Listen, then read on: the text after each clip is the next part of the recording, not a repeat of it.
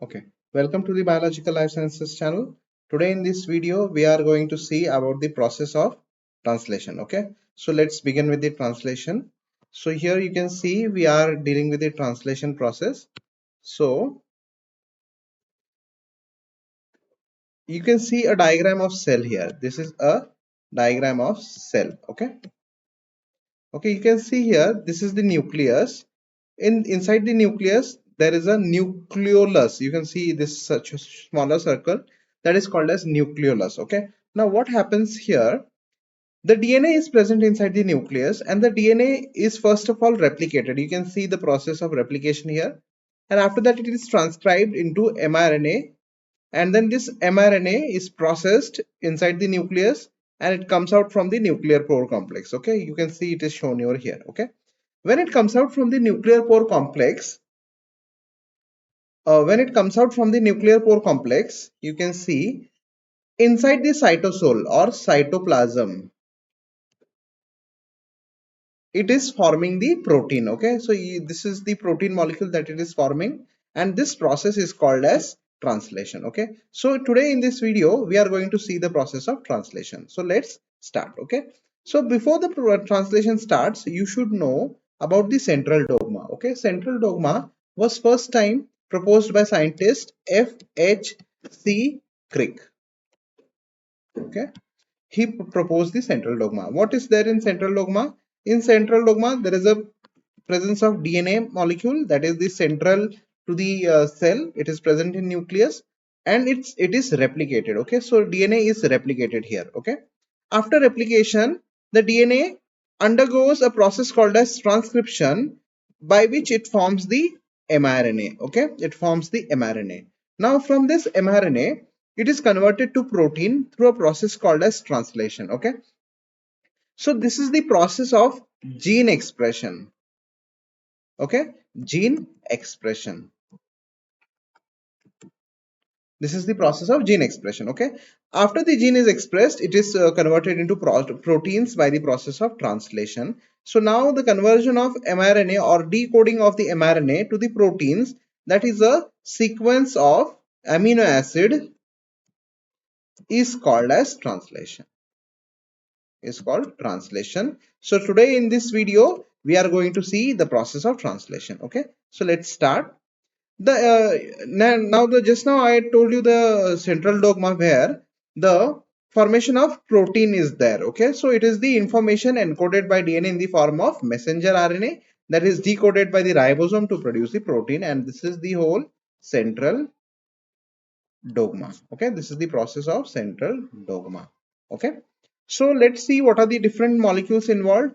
First and foremost is the mRNA that is formed from DNA. Then the second molecule is transfer RNA molecule. This is an adapter molecule here.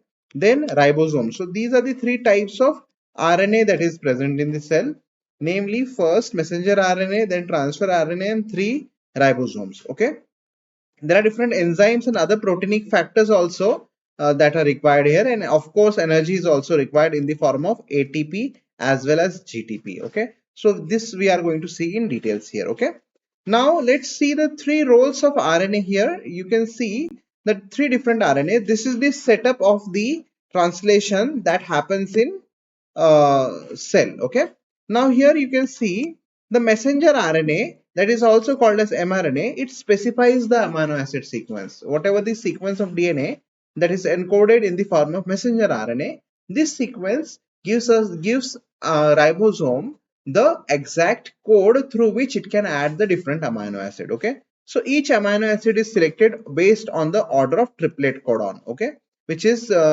I have explained in my video, one of my video of experiments of genetic code decipheration. Okay, now the next type of RNA is transfer RNA.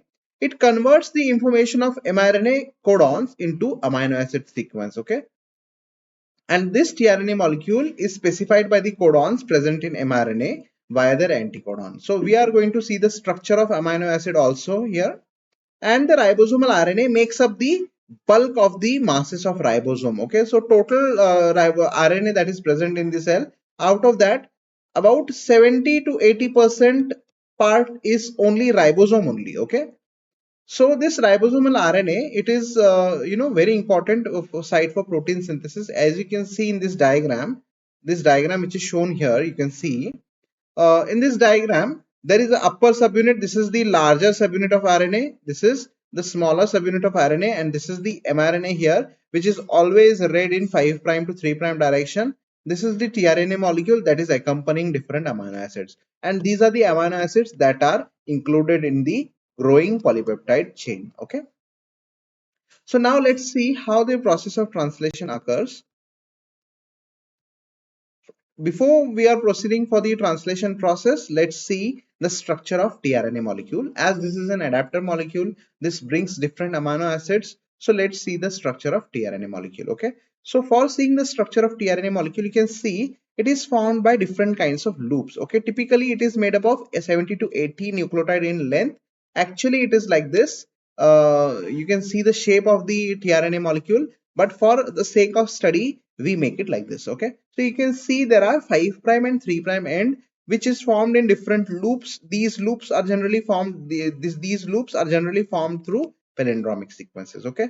So here this is the D loop. Here this is the T psi C loop. Okay. This psi here represents the pseudouridine. Okay. This psi represents the pseudouridine. You can see the keyword here. D is for dihydrouridine. This D here, this D here. This is for dihydrouridine. And then there is inosinate also in the third verbal base pair. Okay. I have explained the verbals hypothesis in one of my video. You can see the third base here as inosinate. Okay. Then ribothiamidine. Okay. So these are the different parts of this RNA molecule. The site at the bottom is the anticodon binding site. This is the anticodon binding site, and this is the codon which is present on mRNA, and this attaches to the ribosome at E, P and A site. Okay, so from A site there is an entry of this tRNA molecule. Okay, at this position there is a binding of amino acid that is also called as amino acid acceptor stem, where the amino acid is accepted. Okay, and this is the variable region of the amino acid. Okay, so this structure is helpful in the uh, synthesis of polypeptide chain. Okay. Now let us see ribosomal composition. The ribosomal composition is different for prokaryotes as well as eukaryotes. In prokaryotes, you can see here, in prokaryotes, there is a total of 70S ribosome. Okay, 70S ribosome is present, and then there is 80S ribosome here in case of eukaryotic cell. Okay, in eukaryote it is 80S. Okay. Now the eukaryotic ribosome is made up of larger subunit and smaller subunit. Here also it is larger and smaller. The splitting of ribosome is shown to you here. The larger subunit is made up of 23S and 5S subunit, which together forms the 50S. Here it is 5S, 28S and 5.8S. So these three subfractions of larger subunit is shown, which together forms the 60S subunit. And the smaller subunit is made up of 18S subunit, 18S subunit, and some proteins are there. Okay, so what is the protein share and exactly what is the amount of nucleotide present in it? It is shown to you here. The 23S subunit is made up of 2900 nucleotides approximately. Then 5S is 120 nucleotides, and then 31 proteins are there, which together forms the 50S. Here similarly 28S ribosomal nucleotides are there. You can see the 28S is having 4800 nucleotides, whereas 5.8S is having 160 nucleotides and 5S is having 120 nucleotides. Okay, together along with 50 different proteins, it forms 60S. Similarly, the smaller subunit here 16S is 1500 nucleotides. Along with the 21 proteins, it forms the 30S ribosome. Here also 18S subunit, which is 1900 nucleotides. Along with the 33 proteins, it forms the 40S. Okay. So remember, these ribosomes are very important. Here the S represents the Swedberg's coefficient. Okay, Swedberg's coefficient. Okay, what is the Swedberg's coefficient? It is the mode or way of calculating the weight of cellular organelle. Okay, way of calculating cellular organelle. Okay, so let's see in details further. Now the genetic code, I think I have discussed about the genetic code in my previous videos also. You can see here, this is the first base position, second base position, and third base position, and the different amino acids that is coded here. Okay. So this we know, but I'll talk about the exceptions here. There are, genetic code is universal, it is always said, but some exceptions are always there. Okay. In bacterial DNA, such as Mycoplasma capricolum, UGA regularly universally codes for stop codon, but in this case of this organism, it codes for tryptophan amino acid. Okay. Similarly, some exceptions are also seen in mitochondrial DNA in human, where you can see UGA, which is acting as a stop codon, universally codes for tryptophan. AUA, which codes for isoleucine, code for methionine, and then AGA, AGG, arginine, it codes universally, but it is acting as a stop codon in human mitochondria. Okay. Then East, UGA universally codes for stop codon. Here UGA in trypanosoma also it codes for stop codon, but altered codon is tryptophan in case of yeast and trypanosoma, and in plants it is CGG that codes for arginine, but actually it codes for tryptophan in case of plants. Okay. In nuclear DNA also, tetrahymena UAA acts as a stop codon universally, but it codes for glutamine, and here also in paramecium UAG, which is actually a stop codon, codes for glutamine only. Okay. So these were the exceptions. Now let's see, talk about the reading of the triplet codon. Actually, it depends on the open reading frame. There are different open reading frames. This is the frame 1, frame 2, frame 3. There are different open reading frames. Out of that, one of the open reading frame is selected. Only one open reading frame is used for translation, which contains the AUG codon. Okay, so out of different open reading frames, the frame which is having the AUG codon, that acts as a starting codon, which codes for amino acid methionine, is selected. Okay, start codon. Okay, so that is selected. Okay. Now, first process is the activation of tRNA. Okay, so now regularly the tRNA, you can see the tRNA here.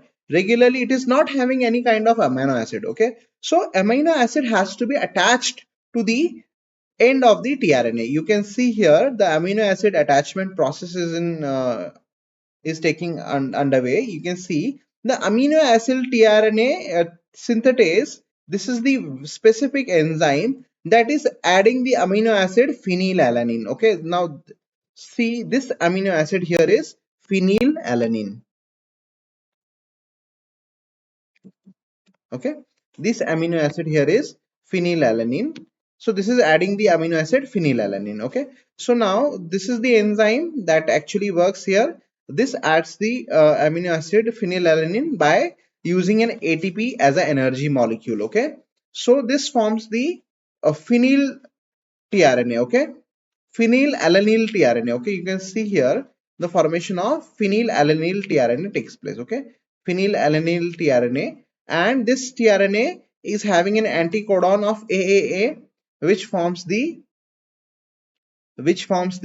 UUU bonding with AAA. Now this UUU is coded by mRNA. Okay, this UUU is coded by mRNA. That is a codon that codes for phenylalanine. Okay, phenylalanine. This codes for phenylalanine.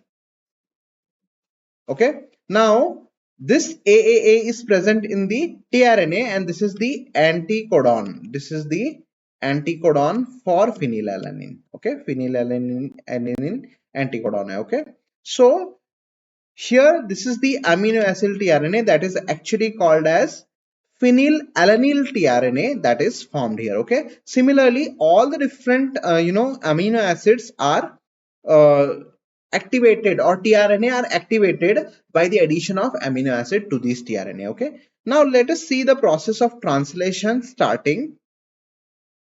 You can see here the mRNA. Okay, this is the process of starting of translation. I'll explain you in details here.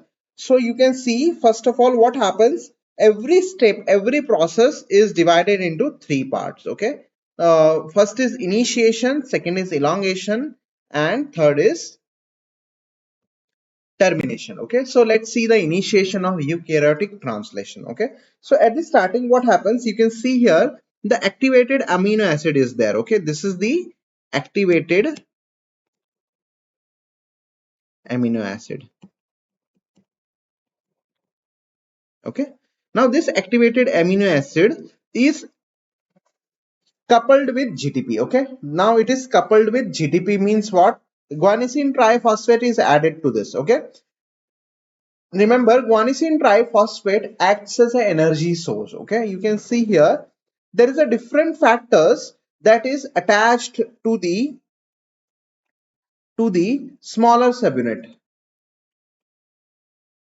Okay, smaller subunit. Okay, now there is a sequence specifically present in the mRNA. Here you can see the mRNA. This is the cap here, and there is a specific sequence present here that acts as a attachment site for the this smaller subunit. Okay, this sequence is called as Shine Dalgano sequence or Kozak sequence. Okay, shine alganose, it is present in prokaryotes, whereas Kozak sequence is present in eukaryotes. Okay, now what happens? This mRNA is binded to EIF4 complex. Okay, I'm telling you this in case of eukaryotes. What happens? EIF4 complex is having 4E one factor, then 4A one factor, and 4G another factor. Okay, this factor, what happens? It combinedly joins the two end of the mRNA. Okay, you can see here these three factors are actually joining the 5 prime end and 3 prime end of the mRNA. 3 prime end is having poly A tail. Okay, so sometimes it is also called as PABP, poly A tail binding protein. Okay, so this attaches the poly A tail site. Okay, now when it attaches the poly A tail site, the pre-initiation complex which is formed is 43S. 43S means what?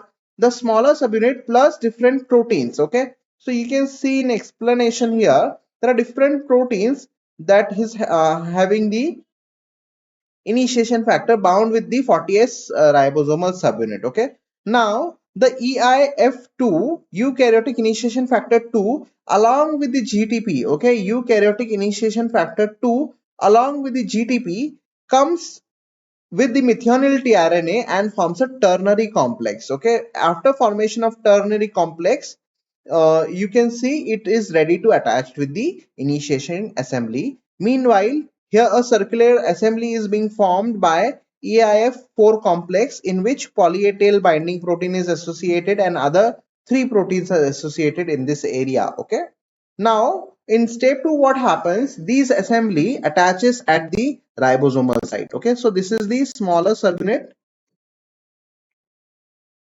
Okay, so it attaches at this site. It attaches prior to the AUG site. Okay, this is the initiation point. Okay, initiation point. So it attaches at the site prior to this. Okay, now when the assembly is made at this initiation complex is made at this site, what happens? Initiation codon recognition takes place. Okay, and it is done by EIF2 bound to GTP by the release of one phosphate, that is inorganic phosphate group. Okay, so by this way the methionine tRNA right at the site of P where the anticodon codon for methionine is there places at that area. Okay, now you can see the methionine tRNA right at the initiation spot. Okay, this complex is called 40S initiation complex, as the weight of all the proteins together in this complex is 48S. Okay, now what happens? This triggers the binding of the larger subunit. Okay, so now this is the larger subunit.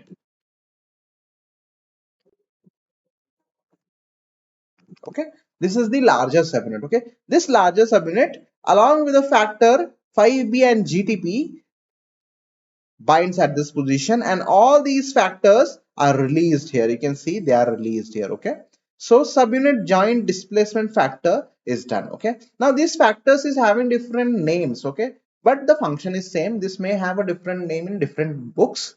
Okay, so but the function here is the key thing to note. Okay, now what happens? This is the initiating assembly formed at the mRNA right at the AUG codon. Prior to this, this is the sequence which is present in the mRNA. This is having different sequences such as chain alganose sequence, as I had told you, and Kozak sequence. Okay, so these are the sequence that is present here. In case of pro, it is chain alganose and Kozak in eukaryote. Okay, now what happens here? Right at the EP site, you can see the methionine tRNA is there, and there is a way of binding of next factor. Now the factor which is present at this site, which have brought the tRNA, that is methionine tRNA, dissociates from here, and this totally forms the ATS, initiation ribosomal complex. Okay, now let us see further. Initiation part 2, you can see here.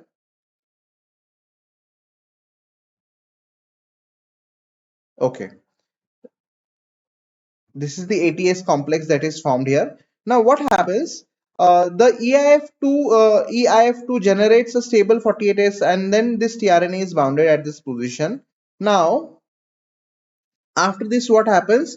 The elongation takes place. Okay, so in elongation, what happens? Elongation factors are important. Okay, so you can see elongation factor alpha. Elongation factor alpha comes along with the GTP here. Okay, elongation factor alpha comes along with the GTP. Here it is also called as EFTU GTP and EFTS GTP. Okay, elongation factor TU GTP or TSD GTP.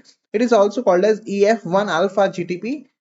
You can see here this cycle is helps in regeneration of the GTP molecule that is required for the protein synthesis. Okay, so what happens here at the A site, the new charged tRNA molecule along with its amino acid is ready to attach. Okay, so you can see the next tRNA molecule is accompanied by elongation factor 1 alpha EFTU-GTP, which brings the next tRNA molecule, which is already added to the amino acid here. Okay, so now what happens? This amino acid is ready to bind at this position. You can see it has bounded. Okay, by the GTP hydrolysis, what happens?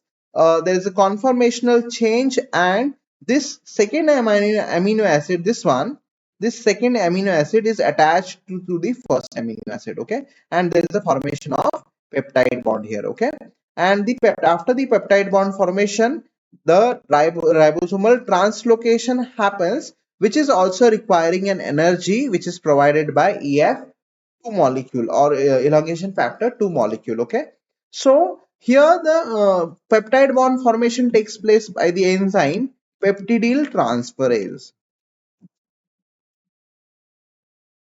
Okay, peptidyl transferase helps in transferring of the peptide molecule here, and then translocase helps in shifting of the whole ribosomal assembly one step or one frame forward. Now here the frame is triplet, as we know that. Okay, and this next tRNA molecule that entered here is pushed to the next site. Okay, now at the P site, the tRNA is having two different amino acids attached to this position. Okay, now this process, that is from this to this, okay, this process is repeated again and again. Okay, in elongation, this process is repeated again and again, so that new molecules or new tRNA charged with the amino acid comes and binds at this A position, and the old one which shifts forward is exit from the E site. Okay, so this is how the elongation occurs.